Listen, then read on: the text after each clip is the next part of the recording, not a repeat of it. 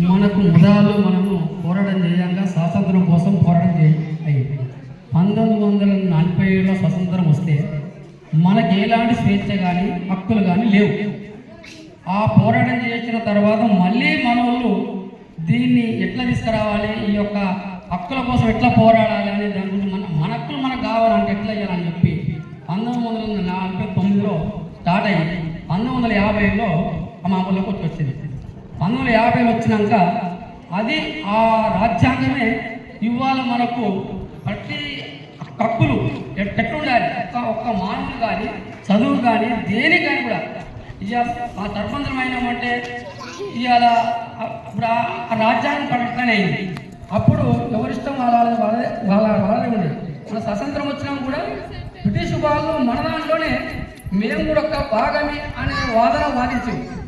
అప్పటికి కూడా మనకు ఏది రాజ్యాంగం రాలే కాబట్టి బ్రిటిష్ వాళ్ళు మన దేశాన్ని వదిలిపెట్టిపోయినా ఇంకా మనని అంటుపెట్టుకొని ఉన్నది కాబట్టి దాన్ని మనకు రాష్ట్రపతి ఎట్లా రావాలని మన ఎట్లా కావాలనేది తప్ప మళ్ళీ పోరాటం చేసినాకనే మన రాజ్యాంగం 1950లో వచ్చింది. కాబట్టి దాని ప్రకారంగా ఇవాళ ఆ రాజ్యాంగానికి కోసమే 77వ గణతంత్ర దినోత్సవం ఏర్పడింది.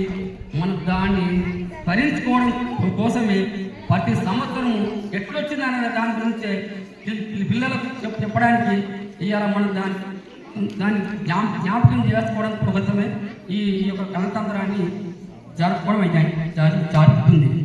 అయితే పిల్లల భవిష్యత్తు ఎందుకు కావాలి, ఎట్లా రావాలి?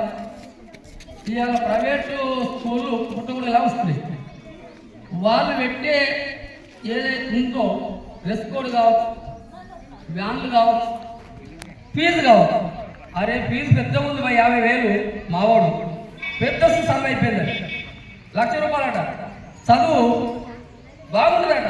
అంటే ఇలా మైండ్ సెట్ని తల్లిదండ్రులని ఈ పిల్లలు ఇట్లా ఫీజులు పెద్ద ఉన్నాయి, వ్యాన్లో పోతుందంటే చదువు బాగా వస్తున్నారు. ఈ ప్రభుత్వ స్కూల్ ఫ్రీ కాబట్టి చదువు బాగా రానట్టు. కానీ వాళ్ళ సార్ చెప్పినట్టుగా మన పిల్లలని ప్రైవేట్ పిల్లల్ని కంపేర్ చేసి వాళ్ళకి ఏదైనా పరీక్ష పెడితే మరి ఎవరి పిల్లలు ఎట్లా అనేది సార్ చెప్పినట్టుగా మన పిల్లలు ఇలా మాట్లాడిన పద్ధతి చూసినట్టయితే ఎంతో డెవలప్ అయింది. అయితే సరే ఈ మన ఊళ్ళో వ్యవసాయం చేసుకుని కూలీలే కాబట్టి వాళ్ళకి ఎవరో ప్రైవేట్ టీచర్లు వచ్చి మా చదువు ఇట్లుంటాయి గిట్లుంటుంది అని చెప్పి వాళ్ళు చెప్పడం వల్ల డైవర్ట్ అయ్యి ఆ పిల్లలని బయట పంపడం జరుగుతుంది.